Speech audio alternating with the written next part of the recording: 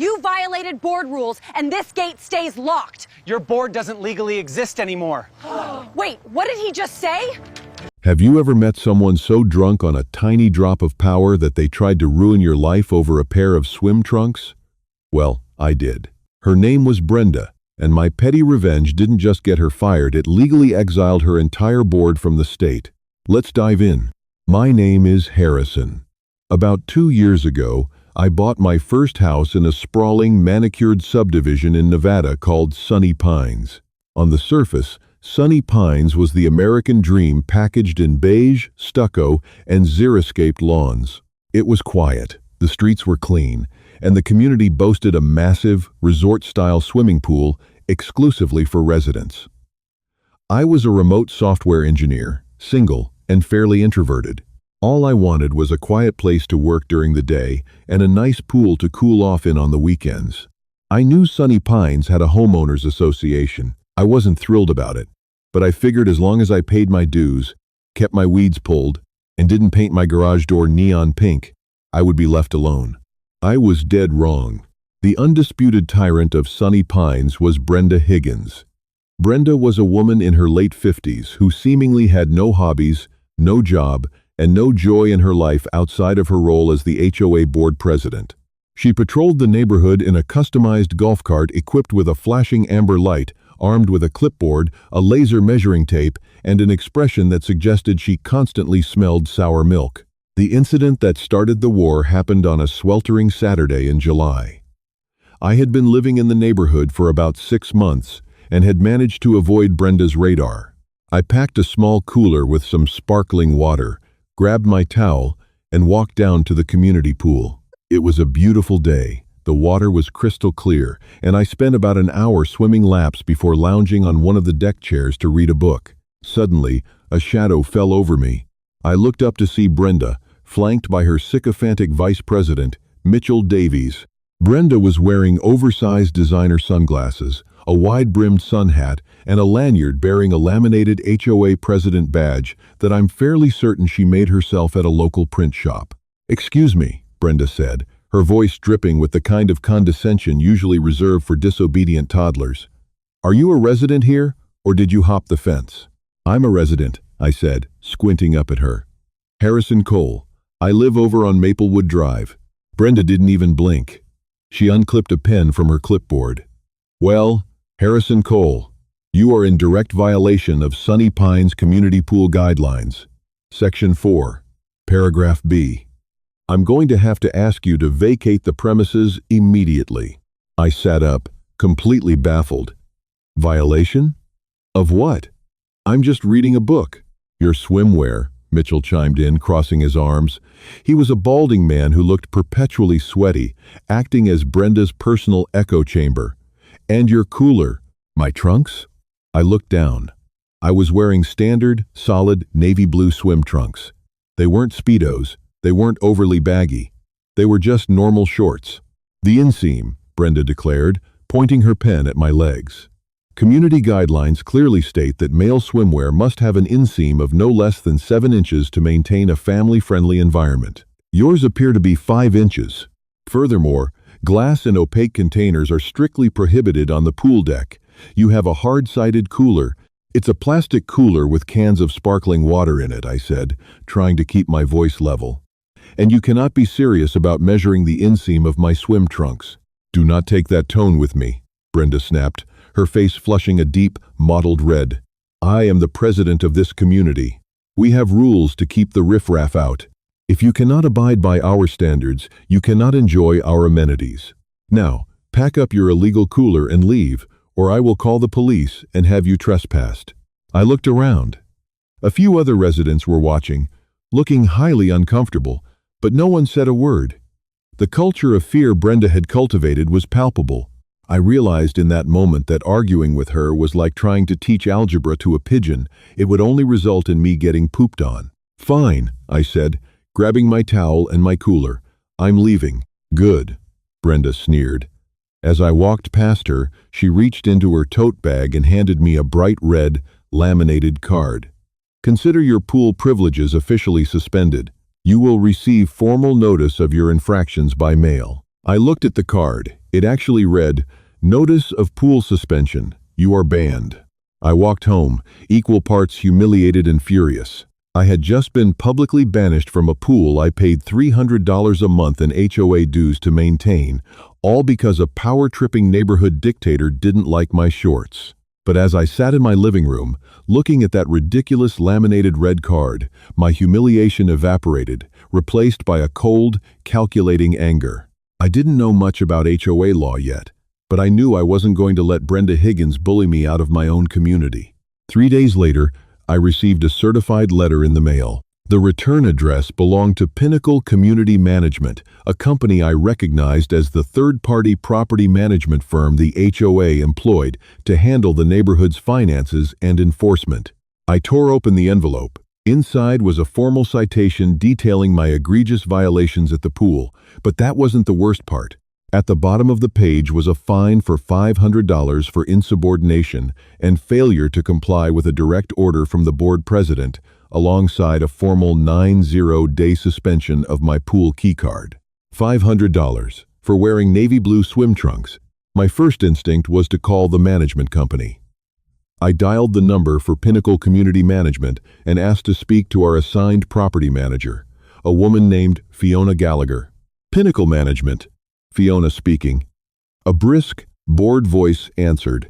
"Hi, Fiona. This is Harrison Cole from Sunny Pines. I just received a completely fraudulent fine for $500 regarding a pool incident. I'd like to formally appeal this and request a copy of the specific bylaws that state I can be fined for insubordination." Fiona sighed heavily into the receiver.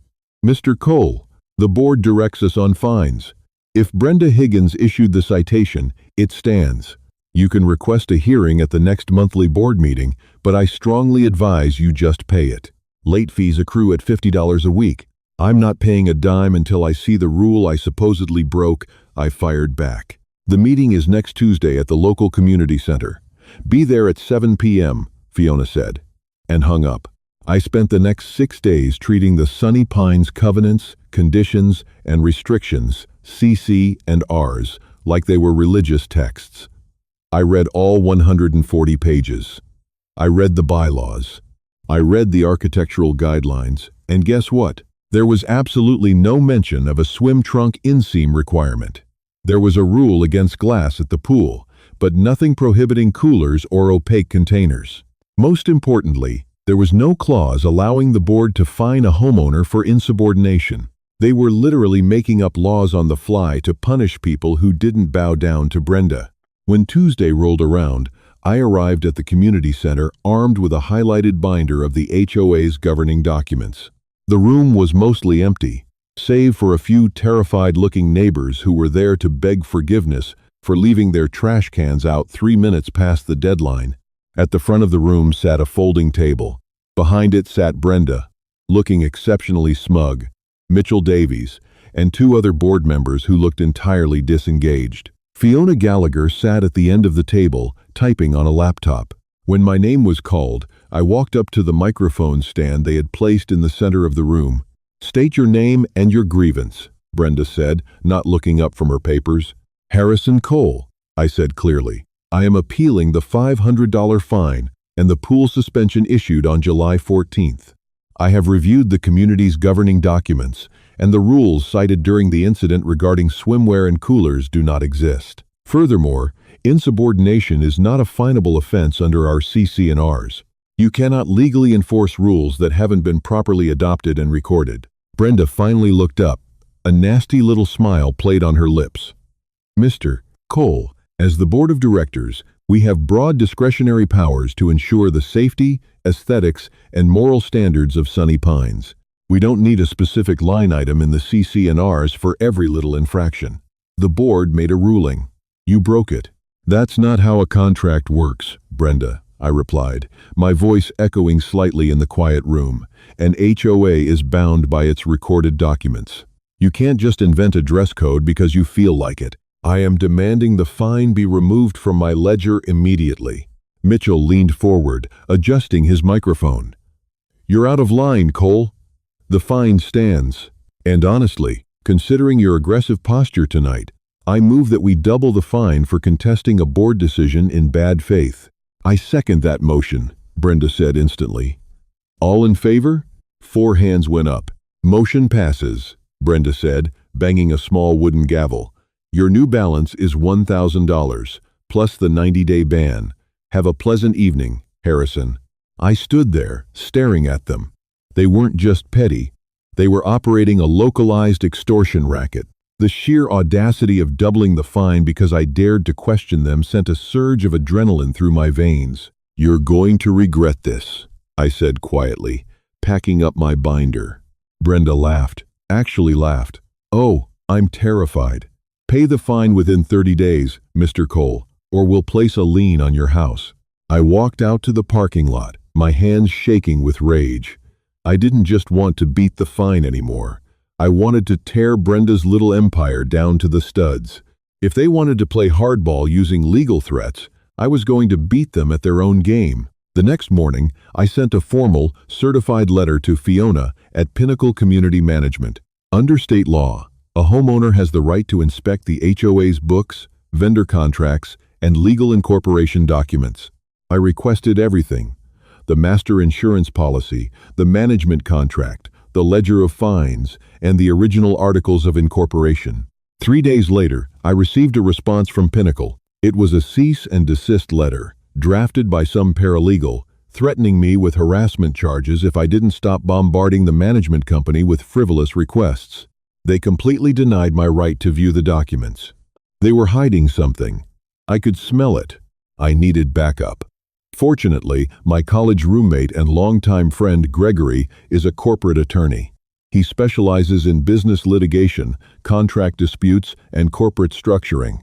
I called him on a Friday night, explained the situation, and promised him his weight in premium scotch if he helped me dig into the legal standing of Sunny Pines, HOA, and Pinnacle Community Management. Send me whatever documents you have, Gregory said over the phone, sounding amused. HOA boards are notorious for violating basic corporate compliance. Let's see how deep their incompetence goes. I spent Saturday at Gregory's downtown office. We ordered a pizza, cracked open our laptops, and started searching through the state's Secretary of State database. Every homeowners association is required to be registered as a nonprofit corporation in the state where it operates. It has to file annual reports, maintain a registered agent, and pay franchise taxes. Okay, let's look up Sunny Pines Homeowners Association, Gregory muttered, typing furiously. Sunny Pines. Sunny Pines. Here we go. He clicked on the link, and the profile for my HOA populated on the screen. Gregory stopped chewing his pizza. He leaned closer to the monitor, his eyes widening. A slow, predatory grin spread across his face. Harry, he said softly, look at this. I rolled my chair over to his desk.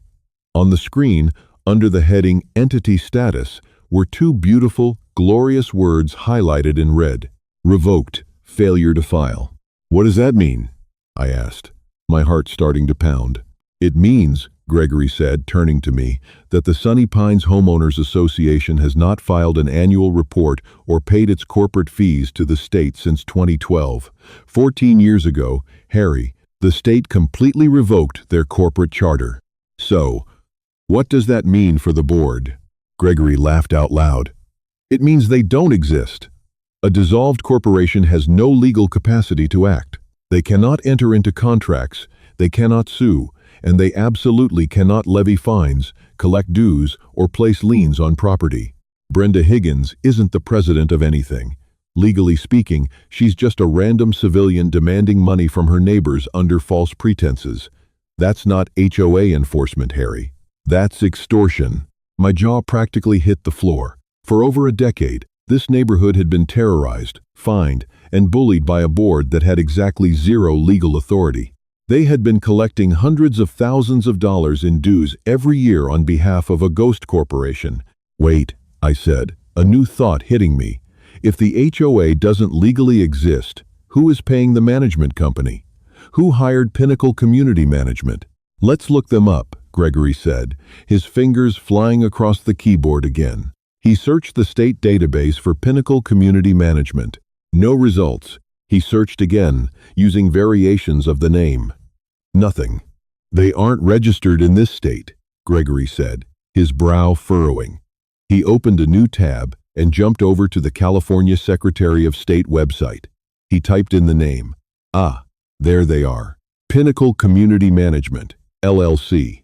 Formed in California, principal address is in San Diego. So, they're an out-of-state company managing properties here? I asked. Yes, which is perfectly legal, provided they register as a foreign LLC in our state to conduct business, Gregory explained, his eyes scanning the legal statutes. If an out-of-state LLC operates here without registering, they are prohibited from maintaining any action, suit, or proceeding in any court of this state, meaning they have no legal standing to enforce anything here. And he clicked a few more links. They never registered. They are operating an illegal, unlicensed business branch across state lines, collecting money for a revoked entity. I sat back in my chair, the sheer magnitude of the liability washing over me. Brenda and her cronies were essentially committing widespread, systematic fraud, and Pinnacle Management was complicit, likely knowing the HOA was dissolved but continuing to collect their management fees anyway, hoping no one would ever look under the hood. Gregory, I said, a massive smile breaking out on my face. They told me I had 30 days to pay the $1,000 fine or they'd put a lien on my house. What happens if they try to file a lien when neither the HOA nor the management company legally exists in this state? If they file a fraudulent lien against your property title, Gregory said, his lawyer brain fully activated, it's called slander of title. It carries massive statutory damages, attorney's fees, and it borders on criminal fraud. Plus, they're using the U.S. Postal Service to mail these fines and threats. We might be tiptoeing into mail fraud territory. We had them. Not only did we have a way out of my fine, but we had the ammunition to completely dismantle Brenda's reign of terror and legally evict the management company from the state. So, what's the play? I asked. Do we confront them? No, Gregory said, his eyes glittering with professional malice. Never interrupt your enemy when they are making a mistake. We let them dig their own grave. We let them file the lien. We let them commit the fraud on paper, filed with the county clerk. Once they do that, the trap snaps shut and we drop the hammer. I walked out of Gregory's office that night feeling like I was walking on air. Brenda Higgins thought she was the untouchable queen of Sunny Pines. She thought she could publicly humiliate me and extort me over the length of my swim trunks. She had no idea she had just handed me the match to burn her entire kingdom to the ground. The next 30 days were an exercise in supreme, calculated patience. If you have never intentionally allowed an enemy to build a case against you while holding the winning lottery ticket in your back pocket, I highly recommend it. It is a terrifying, exhilarating thrill ride. Brenda Higgins, completely unaware that she was walking into a legal buzzsaw, ramped up her campaign of harassment. She wanted to break me before the 30-day deadline expired. Every time I left my house to check the mail, Brenda seemed to be magically rolling down the street in her ridiculous golf cart, the amber light flashing, her clipboard resting on the steering wheel. She would slow down as she passed my driveway, offering a sickeningly sweet, condescending wave, before scribbling something on her notepad. Mitchell Davies, her loyal attack dog, started taking his evening walks specifically past my property line. I caught him on my doorbell camera twice, shining a high-powered tactical flashlight onto my lawn at 10 o'clock at night, presumably looking for weeds or unapproved decorative rocks. It was textbook intimidation. They wanted me to know they were watching. They wanted me to crack, apologize, and hand over the $1,000. I didn't give them a single inch. I ignored them completely. I swam in my friend Gregory's pool on the weekends. I kept my head down, and I waited for the clock to run out. On day 32, the trap snapped shut. I returned home from a grocery run to find a thick, manila envelope taped to my front door. It wasn't mailed. It had been hand-delivered, presumably by Mitchell or Brenda to maximize the dramatic effect. The return address read, Pinnacle Community Management, LLC, Legal Department. I took it inside, set it on my kitchen counter, and carefully sliced it open. Inside was a notice of claim of lien, It stated that due to my failure to pay $1,000 in disciplinary fines, the Sunny Pines Homeowners Association had officially placed a lien on the deed of my home. It further stated that if the balance, which now mysteriously included $450 in administrative legal fees, was not paid within 60 days, the association would initiate non-judicial foreclosure proceedings to seize my property. At the bottom of the document were two signatures. One belonged to Brenda Higgins, signing as president, Sunny Pines HOA. The other was a notary stamp and signature belonging to Fiona Gallagher, the property manager from Pinnacle. I immediately drove to Gregory's downtown law office, tossing the manila envelope onto his mahogany desk. Gregory picked it up, adjusting his glasses. He read through the document in silence for a full 2 minutes. When he finally looked up, his eyes were practically sparkling with predatory glee. "They actually did it," Gregory whispered reverently. "I honestly didn't think they would be stupid enough to put it in writing, sign it, and notarize it. But they did." "Is it officially recorded?" I asked, pulling up a chair. "Or is this just a threat?" "Let's find out," Gregory said. He logged into the county clerk's online public records database and searched my property address. Sure enough, there it was. A fresh encumbrance filed just that morning against my deed. "Okay," Gregory said, cracking his knuckles. "We have them dead to rights on slander of title. By filing a false lien, they have legally impaired your ability to sell or refinance your home. In this state, slander of title allows for the recovery of special damages, punitive damages, and all attorney's fees. But Harrison, I want to look at something else." Gregory cleared the search bar and typed in Sunny Pines Homeowners Association as the granting party. He hit enter.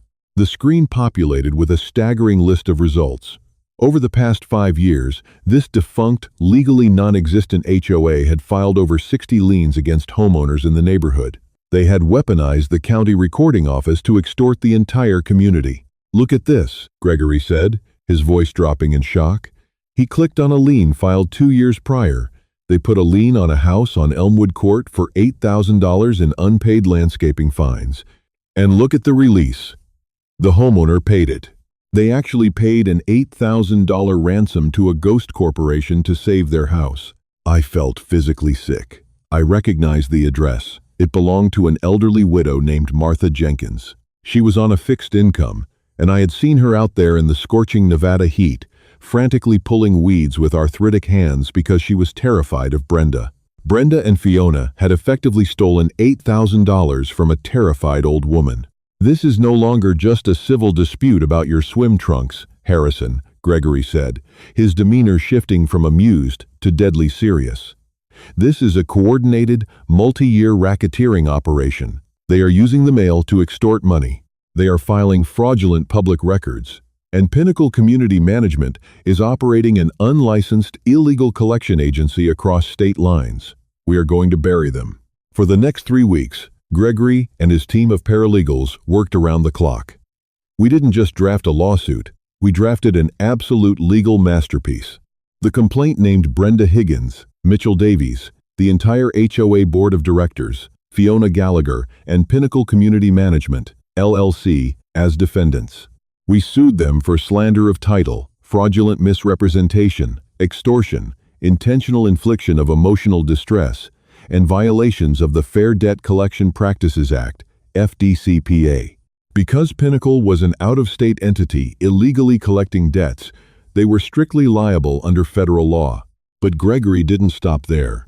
He drafted a massive injunction request, asking a judge to immediately freeze all bank accounts associated with Sunny Pines, HOA, and Pinnacle Management in the state, pending a full audit, arguing that the funds were the proceeds of an illegal enterprise. "When do we serve them?" I asked Gregory one evening, reviewing the towering stack of legal documents. "We need maximum impact," Gregory mused, tapping his pen against his chin. "We could just send a process server to their houses, but that gives them time to scramble, call lawyers, and spin a narrative. We need to cut the head off the snake in front of everyone, so the rest of the neighborhood knows the truth." I looked at the calendar on my phone. The Sunny Pines annual general meeting is next Thursday. It's the one time a year they require a quorum of homeowners to attend to vote on the budget and board elections. The entire neighborhood will be in the community center. Gregory smiled a cold, ruthless smile. Perfect. We are crashing the party. The community center was packed to the gills. It was a humid Thursday evening, and at least 100 residents of Sunny Pines had crammed into the folding chairs. The atmosphere was incredibly tense. Everyone hated the annual meetings. But if you didn't show up, Brenda would inevitably pass some draconian new budget that jacked up our monthly dues. I arrived right at 7 o'clock. I didn't walk in alone. To my left was Gregory, wearing a razor-sharp charcoal suit and carrying a heavy leather briefcase. To my right was a man named Robert, a private investigator and registered process server Gregory frequently used. Robert was built like a freight train, wearing a black polo shirt and carrying a thick stack of manila folders. We slipped into the back of the room just as Brenda banged her wooden gavel at the front table. "Order! Order, please," Brenda shouted into the microphone.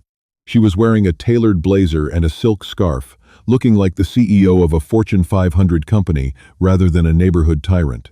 Mitchell sat next to her, nodding approvingly, while Fiona Gallagher tapped away on her laptop at the end of the table. "Welcome to the Sunny Pines Annual General Meeting," Brenda announced. "Before we get to the budget, we have some housekeeping. We have several delinquent accounts this month. I want to remind everyone that the board has zero tolerance for rules violations and non-payment. We have already initiated lien proceedings against 3 properties this quarter. Do not test us." She swept her gaze across the room, and her eyes locked onto me standing in the back. A smug, victorious smirk crossed her face. She thought she had me beat. She thought I was there to beg for mercy. "Now, moving on to the floor for public comments," Brenda said, her voice dripping with artificial sweetness. "We will allow 3 minutes per resident. State your name for the record." "Yes, let's start with Mr. Harrison Cole. Have something you'd like to share with the community, Harrison?" "I certainly do, Brenda," I said loudly, stepping out from the back wall and walking straight down the center aisle. Gregory and Robert followed close behind me. The room went dead silent. You could hear a pin drop. "Mr. Cole," Mitchell warned, leaning into his microphone, "keep it brief and respectful, or we will have you removed." I stopped about 10 feet from the folding table. I didn't use the standing microphone. I just projected my voice so every single resident in the room could hear me. "My name is Harrison Cole," I announced to the crowd. "And last month, Brenda Higgins banned me from the community pool and fined me $1,000 because she claimed my swim trunks were 2 inches too short. When I refused to pay this fabricated fine, Brenda and Fiona Gallagher filed a lien against my house." A low murmur rippled through the crowd. Some people looked down, too scared to make eye contact. Others looked at Brenda with thinly veiled disgust. "You are out of order," Brenda snapped, her face turning crimson. She banged her gavel. "This is not a grievance hearing. Sit down, Mr. Cole, or I will call the police." "Call them," I challenged, staring her dead in the eye. "Please, Brenda, call the police. I would love for them to be here for this. Because you see, over the last few weeks, my attorney and I have been doing a little digging into the Sunny Pines Homeowners Association." I gestured to Gregory, who unlatched his briefcase and pulled out a stack of certified state documents. "Did you know," I continued, turning to face my neighbors, "that the Sunny Pines Homeowners Association hasn't legally existed since 2012? The murmur turned into a collective gasp. "That's a lie!" Brenda shrieked, standing up so fast her chair tipped over backward.